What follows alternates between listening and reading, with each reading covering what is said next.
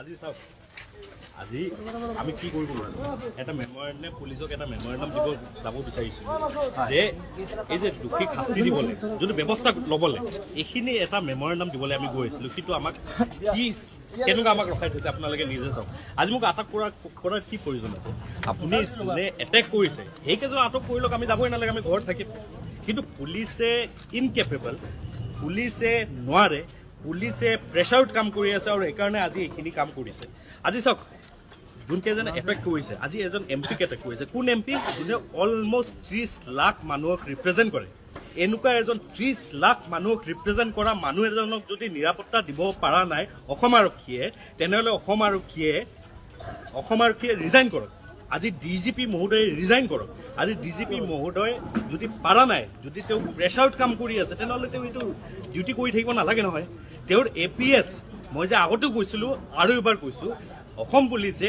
APS হৈ থকা নাই অসম পুলিচ ছাৰ্ভিচ হৈ থকা নাই HBS হৈ গৈছে হিমন্ত বিশ্ব ছাৰ্ভিচ হৈ গৈছে আজি ইমান ডাঙৰ এটা ঘটনা তাৰে পাছত এতিয়ালৈ এজন মানুহক এৰেষ্ট কৰিব পৰা নাই আৰু কোনকেইজনে এটেক কৰিছে এটেক কৰা মানুহকেইজন ইমান ডাঙৰ কোনো মানুহ নহয় এটেক কৰা মানুহকেইজন কোন হয় এনে নৰ্মেল ৰাস্তাৰ ছাপৰি এই ৰাস্তাৰ ছাপৰি কেইটামানক যদি অসম পুলিচে এৰেষ্ট কৰিব পৰা নাই এইখিনি অসম পুলিচৰ যদি কেপাচিটি নাই তেনেহ'লে অসম আৰক্ষীয়ে ৰিজাইন কৰক ডিজিপিয়ে ৰিজাইন কৰক হোম মিনিষ্টাৰে ৰিজাইন কৰক CM যোন নিজে হোম মিনিষ্টাৰ তেওঁ ৰিজাইন কৰক তেওঁ একচেপ্ট কৰক যে তেওঁ পাৰা নাই আৰু ইউথ কংগ্ৰেছৰ ফালৰ পৰা মই ইউথ কংগ্ৰেছৰ প্ৰেচিডেণ্ট হিচাপে অসম আৰক্ষীক কৈছোঁ যদি আপোনালোকে নোৱাৰে যদি আপোনালোকে এই কালপ্ৰিট কেইজনক যদি এৰেষ্ট কৰাৰ আপোনালোকৰ কেপাচিটি নাই ইউথ কংগ্ৰেছক দিয়ক ইউথ কংগ্ৰেছে 1 ঘণ্টাকে গোটেই কেইজনক ৰাস্তাৰ পৰা ঘৰৰ পৰা উঠাই অনাৰ কেপাচিটি আছে এইখিনি কেপাচিটি আমাৰ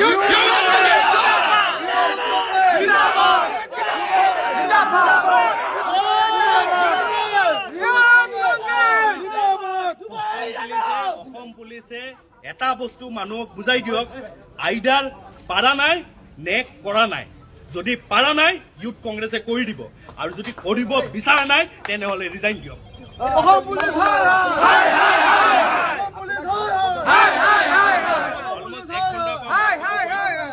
আমি কি কৰিব গৈছো আৰক্ষীয়ে ভালকে কোৱাই নাই কৈছে ঘৰত থাকিব লাগে ওলাই যাব নোৱাৰে এইটো কথা হ'ল নেকি গণতন্ত্ৰ এইটো কি নিয়ম আছিলে বিৰোধীত আমি কি ফাৰ্ষ্ট টাইম আহিছো নেকি বিৰোধীত আগতো AGPও আহিছে বেলেগ বেলেগ পাৰ্টি আছিলে কিন্তু কংগ্ৰেছে কেতিয়াওতো এনেকুৱা কৰা নাই এইটো কি নতুন চিষ্টেম ষ্টাৰ্ট কৰিছে যে আমি পুলিচেও নিজৰ কাম নকৰিব আমি পুলিচক মেমৰেণ্ডাম এটাও দিব যাব নোৱাৰো এইটো কি চিষ্টেম হৈছে এইটো কি গণতন্ত্ৰ হৈ আছে এই গণতন্ত্ৰৰ কাৰণে কংগ্ৰেছে ফাইট কৰি ব্ৰিটিছক খেদিছে আৰু আগন্তুক দিনত বিজেপিকো খেদিব বিজেপি চৰকাৰৰ গোলাম অসম পুলিচ হাই হাই বিজেপি চৰকাৰৰ গোলাম অসম পুলিচ হাই হাই হিমন্ত বিশ্বৰ গোলাম অসম পুলিচ হাই হাই হিমন্ত বিশ্বৰ গোলাম